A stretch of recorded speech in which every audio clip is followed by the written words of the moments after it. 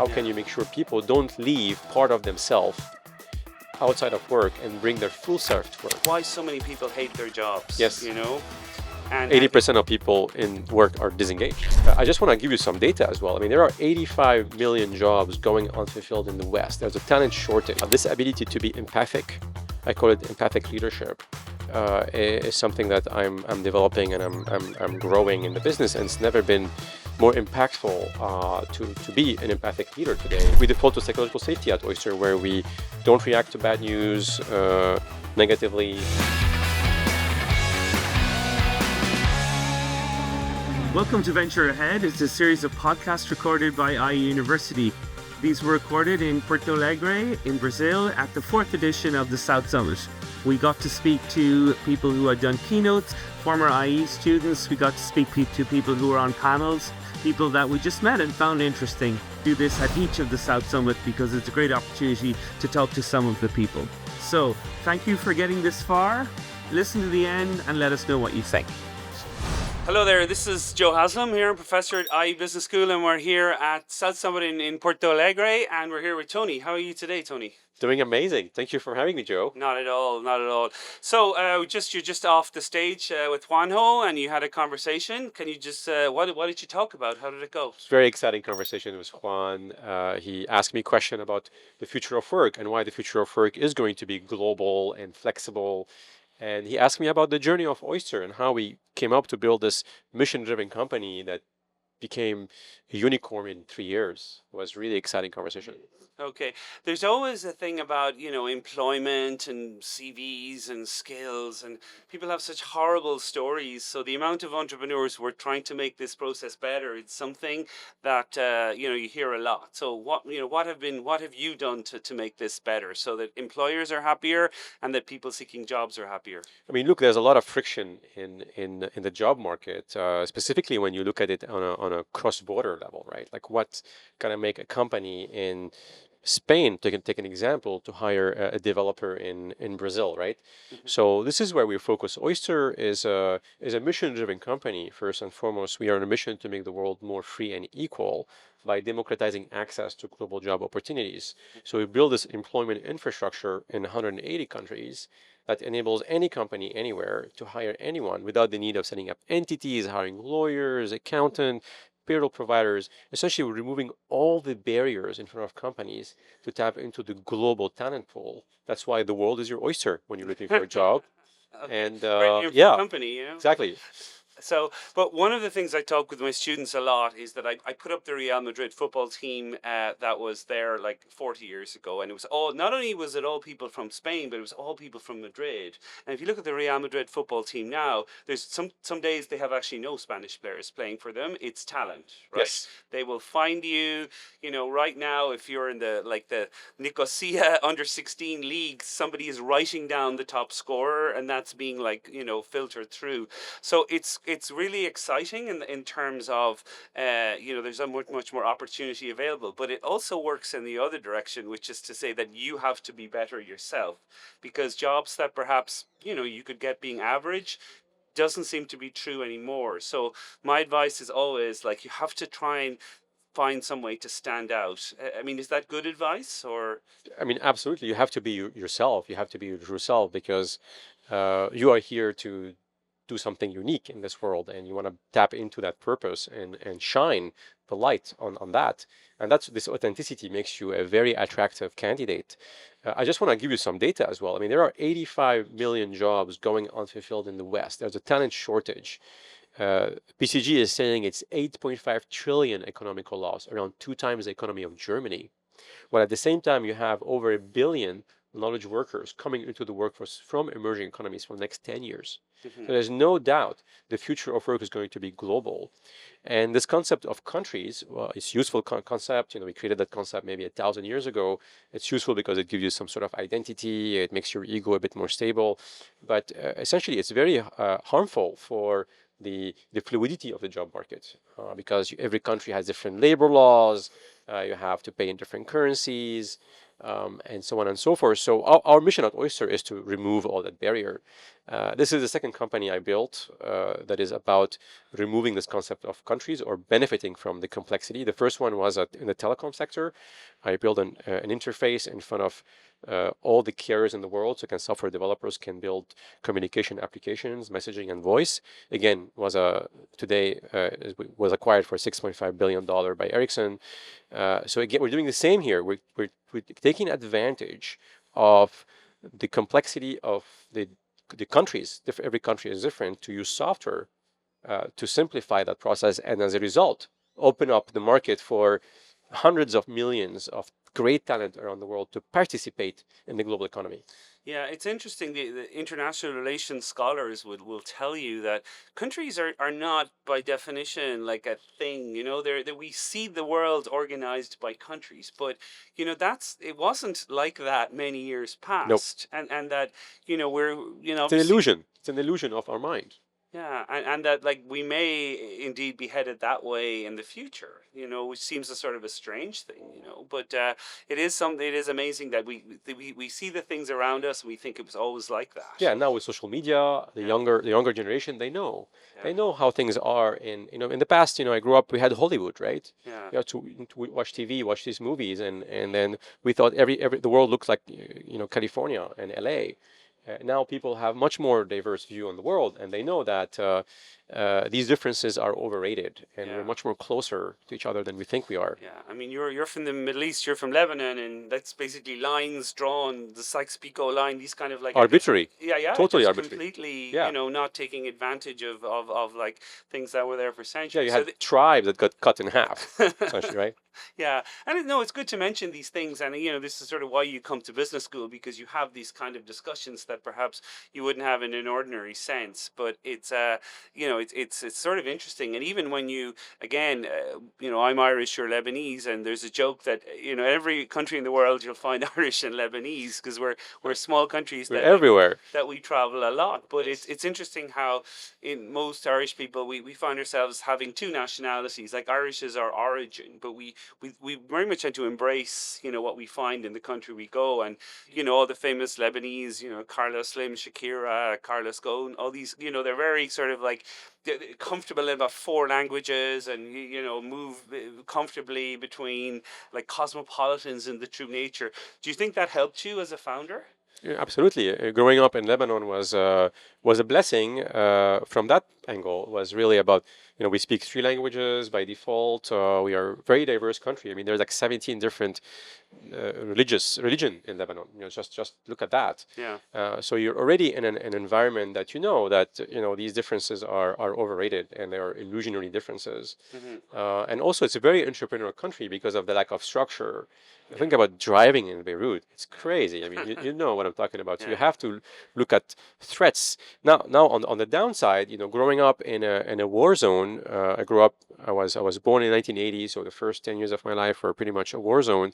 Was pretty traumatizing, and I would not recommend that to anybody, any child specifically, because it's very hurtful to wake up to this world and realize, well, everybody's trying to kill everybody. Yeah.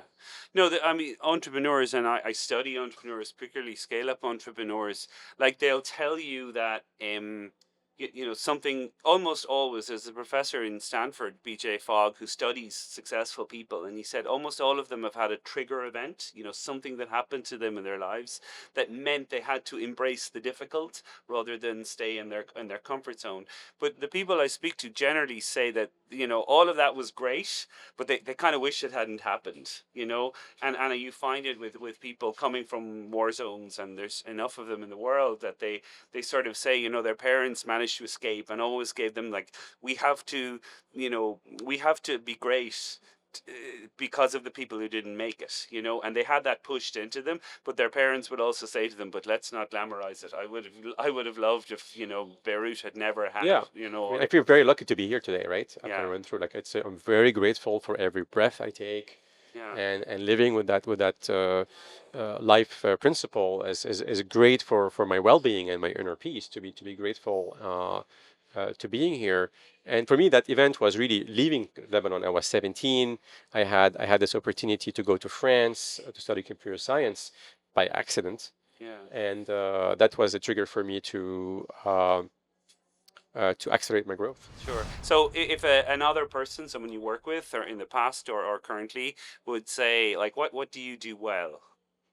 I'm developing a sense of sensitivity towards what people are feeling around me. Specifically now with remote work, you have to heighten that ability to feel the room, the virtual room. Hmm. This ability to be empathic, I call it empathic leadership, is something that I'm developing and I'm growing in the business. And it's never been more impactful to be an empathic leader today, because people want to be seen, people want to be heard, people want to be validated, people want to be appreciated. Hmm. They want to set ambitious goals for them, but you also want to remember that these are human beings, and they have human needs to be seen, to be heard, to be validated, and creating a culture based on these principles makes work environment very healthy for humans to be in.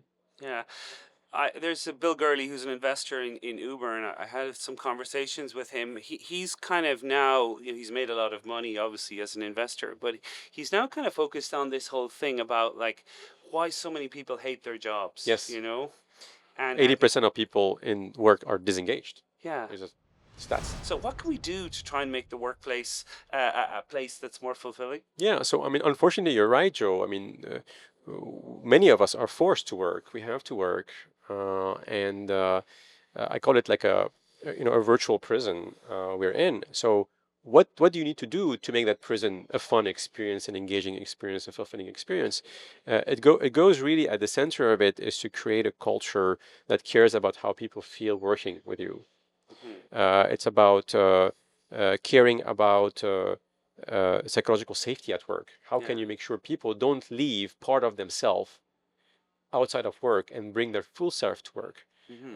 We default to psychological safety at Oyster, where we don't react to bad news negatively. We assume best intent, especially in the remote work environment. We are 600 people distributed in 75 countries Hmm. from over 100 nationality. So we want to create this inclusive environment, and at the center of it all is to give people purpose. Why they're here? We are on a mission to make the world more equal and free by reversing brain drain. So people identify with that mission, and everything they say or they do goes in that direction, Hmm. and that gives people purpose Sure. and a reason that is beyond just making money. Sure. And I guess you're obviously going to champion remote work as being not only here to stay, but to accelerate in that direction. I mean, what do you say to the people who think that actually people are starting to go back to the office and really you need the human contact and all of that? I mean, where are you on that debate? I mean, these things are like two steps forward, one step backward, and we are in a step backward right now because there's an economical crisis, and then managers that don't trust their people are forcing their people to go back to the office. But you see, the problem is trust. So if you don't trust your people, they're gonna leave. So these companies that are forcing their employees to go back to the office, they're gonna lose their best talent to companies like Oyster that makes people successful no matter what they are, that give people the freedom and flexibility to have the life that they want to have, and at the same time be super productive and super successful in their work. Yeah. That's the future of work. Yeah. They do things like there's like I remember one guy said there's 10 people in the world that can do what I do. So that means, if people I can't find a job want that anywhere. thing, Yeah. they have to come to me, Yes. And that's, is what I was saying about being specialized and identify for something. So, I'm going to ask you a question like, where do you live and why do you live there? Yeah, after spending 25 years living in urban concrete jungles such as London and San Francisco, I decided 3 years ago to move to the island of Cyprus in the Mediterranean. I live 50 meters from the sea. I live connected with nature, and it is a lifestyle decision. I went there because I can, because I have a team that is distributed around the world. We have no offices. I'm the only person in Cyprus, and the way we work at Oyster makes me successful no matter where I am. It's location agnostic work, Hmm. and and having the opportunity to decide where I want to live give me self-confidence, give me mastery around my life, and that drives my fulfillment, increase my commitment levels, and just makes me a happier leader. Yeah. And when I'm a happier leader, my team are happier because they look at me and they see how I'm living, Yeah. and they that gives them permission Yeah. to live the way they want to live. And that's the They, biggest gift I give people. there's a saying, among culture scholars that like employees don't listen to what the boss tells them, but they do copy what the boss Yes, does. So if the boss says, come into the office anytime you want, they don't hear that. But what they do is if the boss comes into the office at 11 o'clock, then they do the same. absolutely. Their employees are like that in that kind of way. The other issue about productivity, and this is another thing that kills my students, they think that you have to be productive for like 12 hours a day, whereas there's sort of two newer theories on this. One is that we really have about 4 good hours a day, and if you study like writers will tell you that if they try and optimize around writing for 4 hours a day, they write 4 good hours, and if they try and like force 3,000 words out of the thing, that they get the words but they're not good, right? So is that something you've heard, that like the you should sort of aim to get 4 good hours a day, and that's a productive day? I mean, absolutely. You want to be convinced that this is your time to work, right? It's not like Yeah. you don't want this to be imposed on you. If it's imposed on you from like your office hours 9 to 5, then you're gonna develop a resentment towards that office, even on a very unconscious level. You don't even notice it, and suddenly your productivity goes down and the quality of your work goes down. But if I give you the choice to work when you want to work and to work where you want to work, then you're going to be more productive, more happier, and your output of your quality of your work is going to be higher. Hmm. And that's what we observed at Oyster. We even have days at Oyster where we don't have internal meetings. Like we call it Focus Friday. Today is Focus Friday.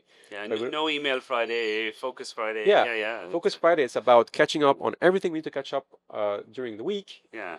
We don't have internal meetings so that we can go on the weekend and close a laptop and shut down Slack, right? Yeah. And Monday we come back, we're super high energy, we're super engaged, and it's like work is like life is already stressful, right? Like why you want to make work even more stressful? How can you design a work environment that supports your life and not tax you even more? But I mean, you still have Bernard Arnault, and you still have Saint Gobain, and you still have like a lot of Dassault, and Airbus seem to be making great planes that and Boeing seem to be struggling. So, did you think there is something to the French attitude towards work? Absolutely. I mean, there is this like the fact that you can protect your life from work Yeah. goes a long way to make people more engaged, more productive when they are at work. When you look at the American culture, you barely have holidays If you take them, if you yeah, take them, right? So like work is all compensating in your life. It's like your life is work, yeah. and over a number of years that becomes very a burden on you, and you disengage and you disconnect. Yeah.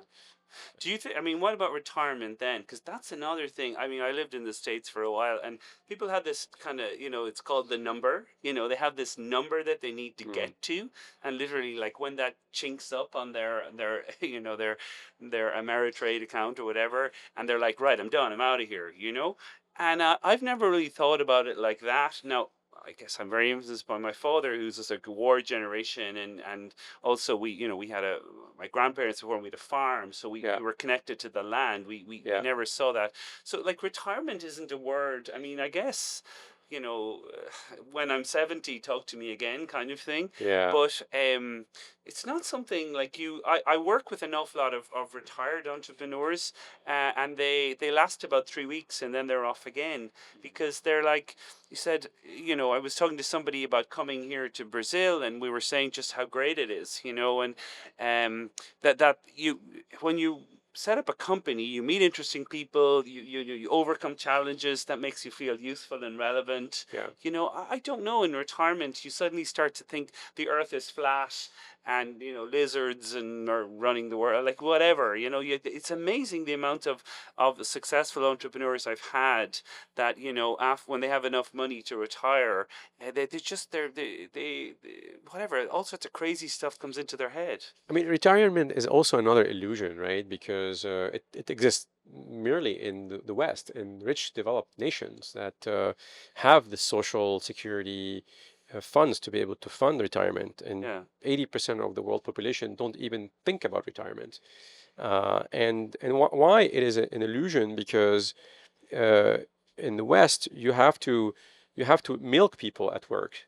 You have to work in your most productive years so that you can make your shareholder richer. That's why Yeah. you're here. Yeah. Okay, and then we'll promise you a retirement after, Yeah. and everybody is looking forward to the retirement. The reality is, you are happier in your life, and you live longer if you're on a mission, if you believe in a purpose. Yeah. So you're never gonna stop Yeah. moving towards your mission, whether it's raising children, taking care of your community, building business. It doesn't matter what it is. Mm-hmm. As long as you're connected with your purpose and the reason why you're on this planet, you get fulfillment. And I believe money will follow you if you do that. Yeah. If you really follow your heart and your purpose, the universe is going to help you get there. Yeah, it's funny the amount of rich people that say that, and I say that to my students as well. I literally show them a quote from almost everyone, which was like, find your passion, and then from there, like, the money will follow. We're getting close to the end. I've one thing to say, and then we're going to ask you for like a book recommendation or a film recommendation or something like that, okay?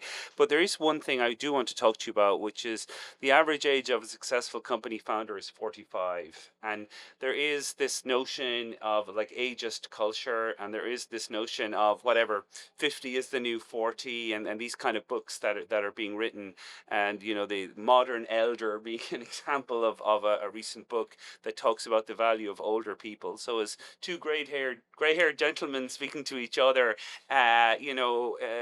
what do you think about that? Like that actually, as you get older, you get better at judging people, you get better at dealing with perspective, which is a thing a lot of my students struggle with, perspective, which is to say, like, you kind of go, look, this is not the worst thing that could happen. I know you probably would have liked to get this job, or I know you get into this elective or get on this whatever, but like, you have to have perspective about this thing. This is not something that like can't come around again. So what do you start to see older candidates have not just having relevance, but having more relevance than ever? Of course, they have more experience, just life experience in general, but you don't want to defer your life, right? You want to go right away. You want to go after what you want to achieve right now, even though you lack experience as a young professional, because the experience you can build by making mistakes. This is how you learn. Yeah. So I do recommend people to go after their past as quickly as they can. And going back to the what book I recommend, there's a book called The Monk and the Riddle. Yes, I know it. Yeah. And it's Well, about that. it's a very Silicon Valley book. It is a Silicon Valley book. Yeah. But it is Yeah. about not deferring your life plan. Yeah. Right?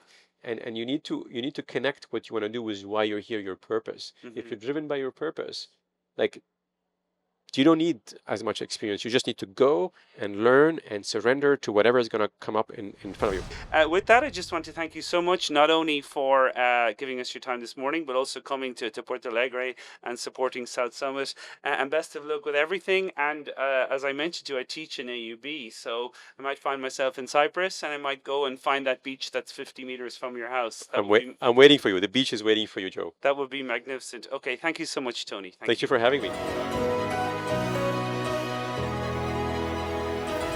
This is Professor Joe Haslam again, just signing off to thank you for listening to the podcast. They're available on Amazon, they're available on Spotify, they're available on Apple, and they're available on iVoox.